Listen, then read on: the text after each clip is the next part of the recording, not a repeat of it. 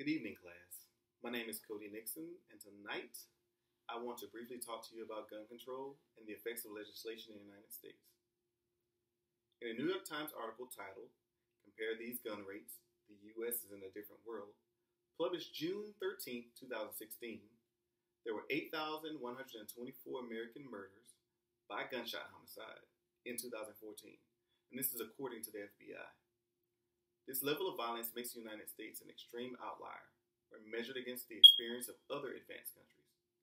Still, with this alarming statistic, discussing gun control in our country is a topic that is divided by political agendas and false security. There are three main points that are points of contention in the gun control debate. The first being the interpretation of the Second Amendment. The second is our current gun laws and the current effects those laws have on the American violent crime rates. And lastly, what steps should be taken to ensure our future will not present the same issues as our past.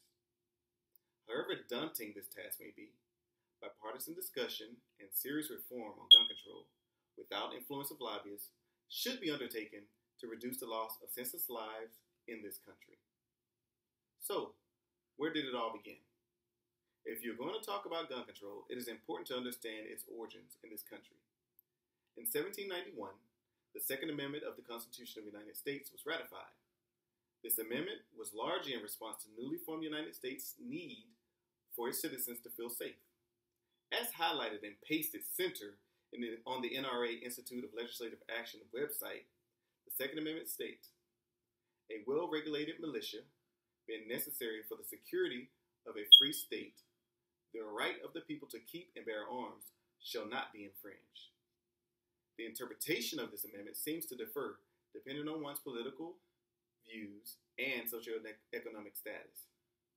For example, in a Huffington Post article by Patrick J. Charles titled The Tale of Two Second Amendments, published September 7, 2012, he summarized each political party's views, and I quote, "For Republicans, the Second Amendment is not limited to the holdings of Supreme Court decision District of Columbia versus Heller and McDonald versus the City of Chicago, where a 5-4 majority only held that armed self-defense in the home with a handgun is fundamental right of law-abiding citizens.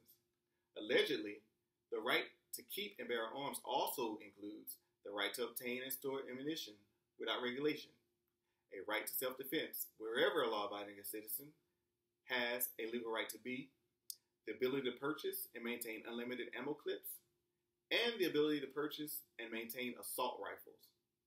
All in all, Republicans see the Second Amendment as means to enable Americans to defend their homes and communities. For Democrats, the Second Amendment is acknowledged as an important part of the American tradition that includes the right to own and use firearms. However, unlike Republicans, the Democrats perceive the Second Amendment as being subject to reasonable regulation. It is the Democratic Party's hope that there can be an honest, open national conversation about firearms and the terrible consequences of gun violence. So, what are we doing about gun violence today? Currently, gun control has been reformed and is interpreted by the United States government in a more democratically inclusive way. This has been both beneficial and detrimental in lots of ways. Legislation plays a large role in the limitation and prevention of criminal misuse of firearms and also is responsible for ensuring the civil liberties and rights of each citizen is upheld. This balance of civil liberties and prevention of criminal misuse more often than not divides the country, which played a major role in the 2016 presidential election between then Republican candidate Donald Trump and the Democratic candidate Hillary Clinton. For some, voting a Democratic nominee into the White House seemed like an attack on civil liberties. To Republican conservatives, limitations on their rights to bear arms have been attacked by Democrat liberals and has led to the downfall of our nation's core values.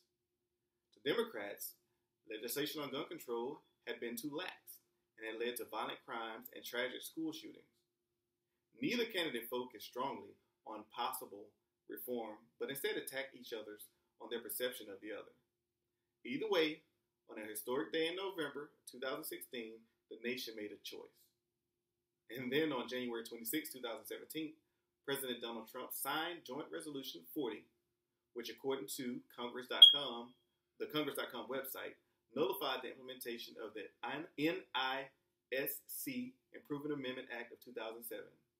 A rule finalized by the Social Security Administration on December 19, 2016, that provided the National Instant Criminal History Background Check System the name of individuals who met certain criteria, including that of mentally incapable of managing them, and those who received benefits paid to other representatives because they were not mentally sound to receive them themselves, therefore preventing the individual from purchasing a firearm.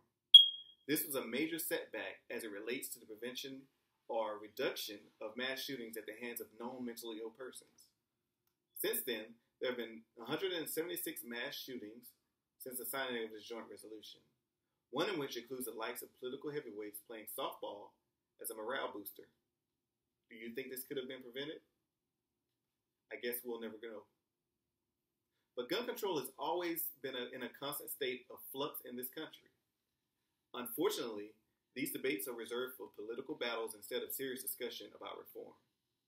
From its inception, it has been a journey through trial and error.